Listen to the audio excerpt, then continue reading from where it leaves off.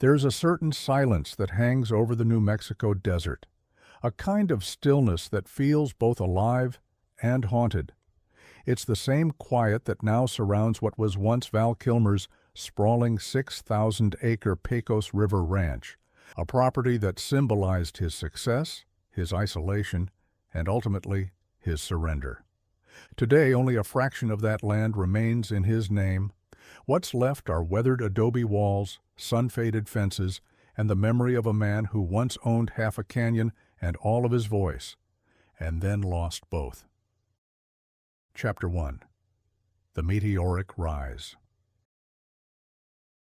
Val Kilmer didn't step into Hollywood so much as he carved a hole in it.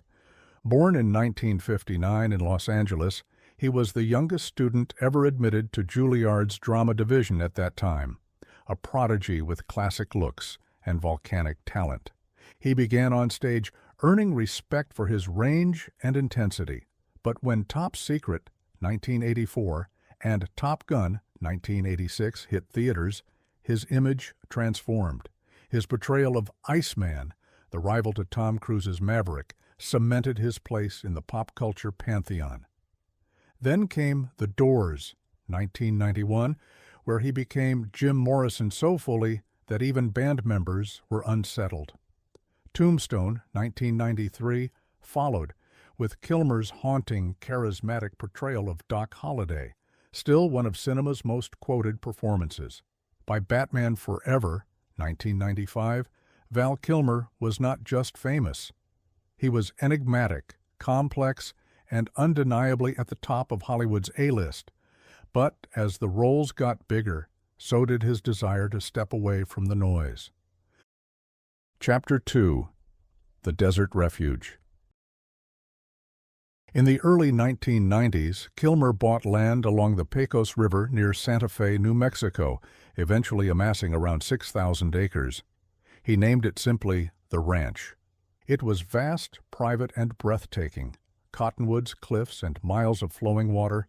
He built a multi-structure compound with a main adobe-style home, guest houses, stables, and an art studio. Neighbors described the property as a sanctuary. For Kilmer, it became a world apart, a place to paint, write, and think. He hosted family, artists, and the occasional Hollywood friend. When journalists visited, they found a contemplative man, often barefoot, sketching or photographing the landscape. But as years passed, the ranch also became a fortress. Kilmer's relationship with Hollywood had grown tense. Reports circulated that he was difficult to work with, obsessive about creative control, and increasingly private. The ranch reflected that retreat, a paradise with locked gates. Chapter 3. The Financial Strain. By the late 2000s, Kilmer's film career had slowed. Roles became smaller, box office hits rarer. Around 2009, news broke that he had listed his entire New Mexico estate for $33 million, a staggering sum for that area.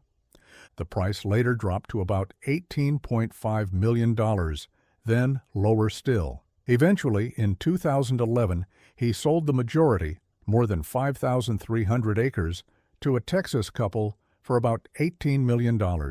He retained roughly 140 acres and the main residence. At the time, local papers speculated that Kilmer's finances were strained, but he insisted it was about simplifying. The truth, as usual, was somewhere in between.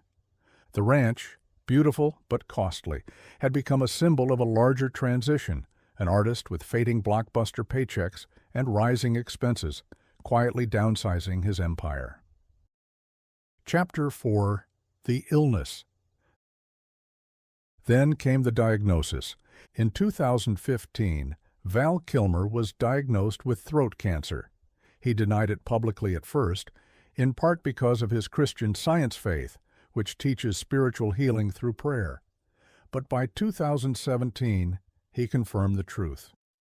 Treatment was brutal. A tracheotomy saved his life, but took his natural voice. The man once praised for his booming, magnetic speech could now only whisper through a breathing tube. He disappeared from the public eye, Roles vanished, interviews became rare, and when they came, fans were startled by his frail appearance and quiet rasp. Kilmer once said, "I feel better than I sound." That line captured everything: his humor, humility, and the reality of his condition. Behind the closed gates of his New Mexico ranch, he turned to painting and sculpting, covering canvases with color, faith, and fragments of memory. He filled his studio with images of angels, saints, and surreal portraits of himself, a man literally reimagining his voice in color. Chapter 5: The Documentary and Redemption.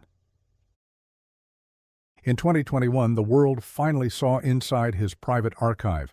Amazon Studios released Val, a documentary compiled from thousands of hours of footage Kilmer had shot throughout his life. Home movies, behind-the-scenes tapes, and deeply personal reflections. It was narrated by his son, Jack Kilmer, because Val could no longer narrate it himself. In the film, viewers saw the New Mexico ranch, the adobe walls, the river glinting in sunlight, and Kilmer wandering the property with quiet gratitude. It wasn't just a home. It was a memory capsule. Val became both elegy and triumph. Critics praised its honesty. Audiences were moved to tears. Kilmer, once dismissed as eccentric, was suddenly understood, an artist who had always been more poet than star. That same year, technology gave him his voice back, digitally recreated using AI and archival recordings. In 2022's Top Gun Maverick, he returned as Iceman, older, silent, and wise. The film's emotional core rested entirely on his brief appearance. It was art imitating life, a once cocky rival now rendered fragile and reverent. Kilmer didn't need dialogue. His presence said everything. For audiences, it wasn't nostalgia. It was closure. Chapter 6: The Abandoned Estate Myth. In recent years, social media and tabloids have described Kilmer's property as abandoned. But the truth is more nuanced. After selling off most of the acreage, the remaining structures on his Pecos ranch stood largely unused as his health worsened. Locals reported the main house appeared quiet and occasionally unoccupied. Kilmer had been living part-time in Los Angeles for treatment and near his children. So while the land wasn't abandoned in the literal sense, it was maintained and occasionally visited, it was symbolically empty. The artist who once filled it with laughter, cameras, and canvases was rarely there. Satellite images showed the property's isolation, its dirt roads winding toward a main house hidden by trees.